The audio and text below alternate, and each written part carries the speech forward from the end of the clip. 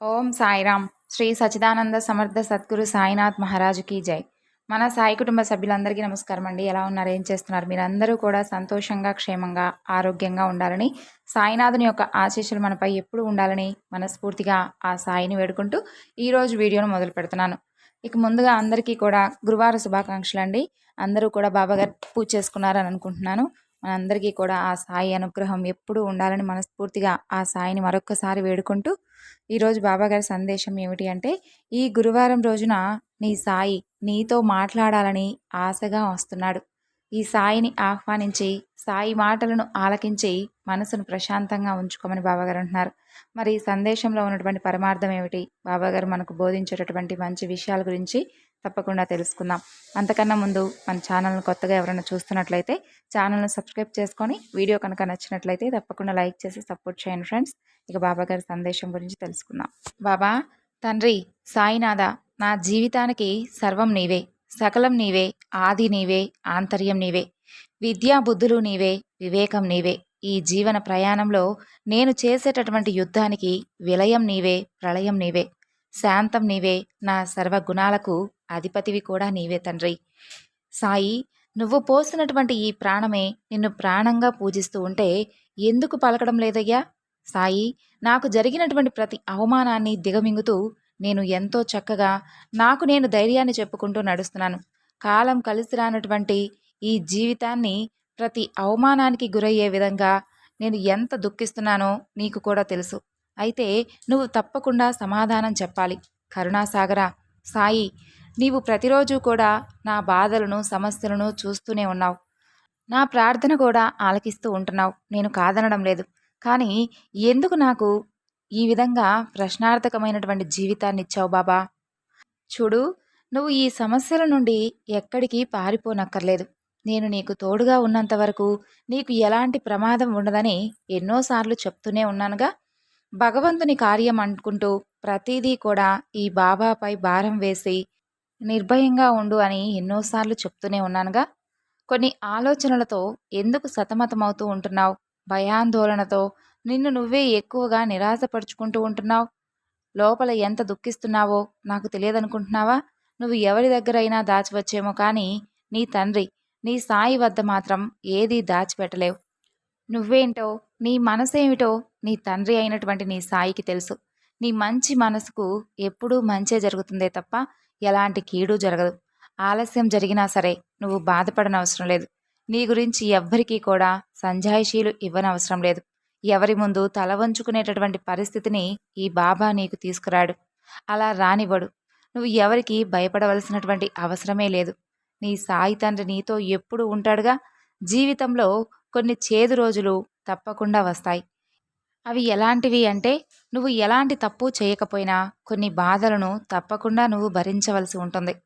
అప్పుడు అలాంటి సమస్యలతో నువ్వు బాధపడుతున్నప్పుడు నువ్వేమీ కూడా చెలించనవసరం లేదు. వాటి గురించి ఎక్కువగా ఆలోచించనవసరమూ లేదు. ప్రతిదీ నేను చూస్తూనే ఉంటాను. నువ్వు ఇప్పుడు చాలా ఓపికతో ఉన్నావు. దానికంటే ఎక్కువగా సుఖ సంతోషాలను కూడా నీ బాబా నీకు ఇవ్వబోతున్నాడు. నిజంగా ఒక్కొక్కసారి నిన్ను చూస్తూ ఉంటే నాకు చాలా గర్వంగా ఉంటుంది. నువ్వు నాపై అపరిమితమైనటువంటి నమ్మకాన్ని, అలాగే విశ్వాసాన్ని, ఎంతో ప్రేమను కలిగి ఉన్నటువంటి విధానాన్ని చూస్తుంటే నిజంగా నాకు నీపై ఎంతో ప్రేమ, అభిమానం ఉంటుంది. నాపై మీరు పెంచుకున్నటువంటి ప్రేమకు, భక్తికి నేను ఎప్పుడూ కూడా దాసీగానే ఉండిపోతాను. ఏమిచ్చి మీకు రుణం తీర్చుకోగలను? నేను అంతే విధంగా మిమ్మల్ని ప్రేమిస్తూ ఉంటాను తప్ప నేను నా వాగ్దానాలను తప్పకుండా నిలబెట్టుకోవాల్సినటువంటి అవసరం ఉంటుంది. కాబట్టి నా బిడ్డలను ఎట్టి పరిస్థితుల్లోనూ అన్యాయానికి గురయ్యే విధంగా, వారికి ఎలాంటి పరిస్థితులను నేను ఏర్పరిచే విధంగా నేను ప్రవర్తించను. ఆ భగవంతుడు నాకు అప్పగించినటువంటి ప్రతి బాధ్యత నేను తప్పకుండా నెరవేరుస్తాను. మీరు నిర్భయంగా ఉండండి. ఎందుకంటే నేను ఎప్పుడూ మీతోనే ఉంటాను, ఉంటూనే ఉంటున్నాను అని మీకు ఎన్నోసార్లు చెప్తున్నాను. మీకు ఎంత బాధగా ఉన్నా సరే ఎప్పుడూ కూడా నవ్వుతూ ఉండడం అలవాటు చేసుకోండి. నిజం చెప్పాలంటే నిన్ను బాధ పెట్టే వారితో పాటు నీ మనసు కూడా ఒక పెద్ద శత్రువుగా మారుతుంది. అది నిన్ను ప్రశాంతంగా ఉంచదు, స్థిరంగా ఉండనివ్వదు. ఏదో ఒక సాకుతో నీ మార్గం నుండి, నీ ఆనందాల నుండి నిన్ను దూరం చేస్తుంది. కాబట్టి మనసును ప్రశాంతంగా ఉంచుకునేందుకు ప్రయత్నం చెయ్యి. ఎన్ని కష్టాలు ఎదురైనా, ఎందరు నిన్ను అవహేళన చేస్తూ బాధపెట్టినా, ఎవరి కోసం నువ్వెందుకు ఎక్కువగా ఆలోచించాలి చెప్పు? నీ మనసును నువ్వెందుకు పాడు చేసుకోవాలి? ఎప్పుడైతే ఆ ఆలోచనలన్నీ నువ్వు విడిచిపెడతావో అప్పుడే నీ మనసు కుదుట పడుతుంది. నీలో నీకు తెలియనటువంటి మంచి గుర్తింపు ఉంది.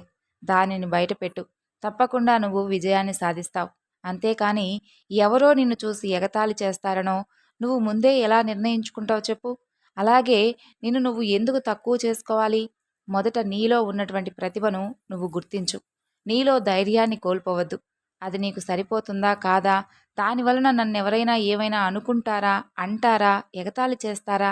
ఇలాంటి సందేహాలన్నీ వ్యక్తం చేసుకుంటూ ఉంటే రోజులు, నెలలు, సంవత్సరాలన్నీ గడిచిపోతాయే తప్ప నీలో ఉన్నటువంటి భయం మాత్రం తొలగిపోదు. నిన్ననేవారెవరు? నీకెలాంటి సహాయం చేయరు కదా! అలాగే మంచి చెప్పే వాళ్ళతో పాటు కొందరు బాగుపడుతుంటే సహించలేని వారు కూడా ఎందరో ఉంటారు. అలాంటి వారి మాటల కోసమా నువ్వు ఇంతగా ఆలోచిస్తున్నావు? అలాంటి వారి మాటల మాయలో నువ్వు చిక్కుకున్నావంటే ఎప్పటికీ కూడా శాశ్వతంగా అక్కడే ఉండిపోతావు తప్ప కోలుకోలేవు. వారితో నువ్వు జాగ్రత్తగా ఉండు. నిన్ను నువ్వు నిరూపించుకునేటటువంటి సమయాన్ని వృధా చేసుకోవద్దు. ఎందుకంటే కాలం చాలా వేగంగా పరిగెడుతుంది. కాబట్టి వచ్చినటువంటి అవకాశాలను చేజార్చుకోవద్దు. ఉన్నప్పుడే దృష్టి సారించు. ఇంతకు ముందు చెప్పాను కదా, ఎలాంటి తప్పు చేయకపోయినా కొన్ని బాధలను భరించాలి అని. అవి కొందరితో పాటు నువ్వు కూడా భరించవలసి ఉంటుంది. సూటిపోటు మాటలవ్వచ్చు, వారి ప్రవర్తన కావచ్చు, లేదంటే నిన్ను బాధ పెట్టేటటువంటి కొన్ని అవాంతరమైనటువంటి చర్యలు కావచ్చు. నీకంటూ సరైనటువంటి గుర్తింపు లేక వారికి చులకన అవ్వచ్చు.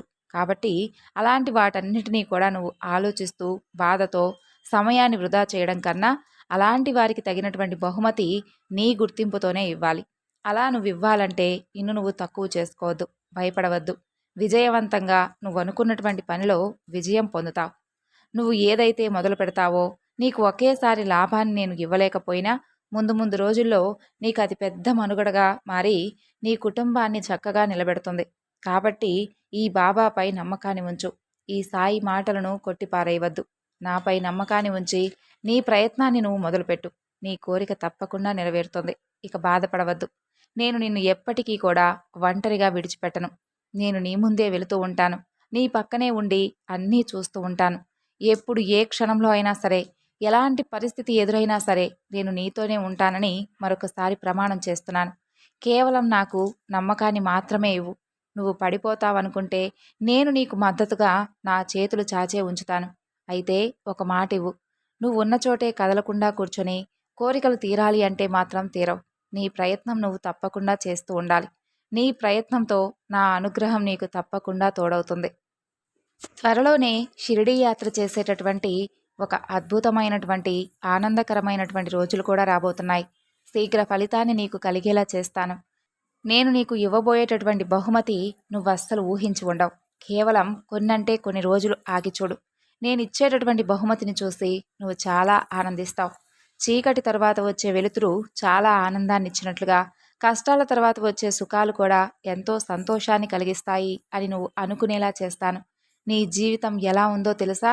రోజంతా టెన్షన్తో గడుపుతూ రాత్రంతా ఎవరికీ తెలియకుండా దుఃఖిస్తూ మరలా ఉదయాన్నే నవ్వుతో అందరితోనూ కనిపిస్తున్నావు. ఎవరికీ చెప్పుకోలేక ఏడుస్తూ బాధపడుతూ ఉంటున్నావు. ఇక ఇవన్నీ వద్దు. ప్రశాంతంగా రోజును మొదలుపెట్టు.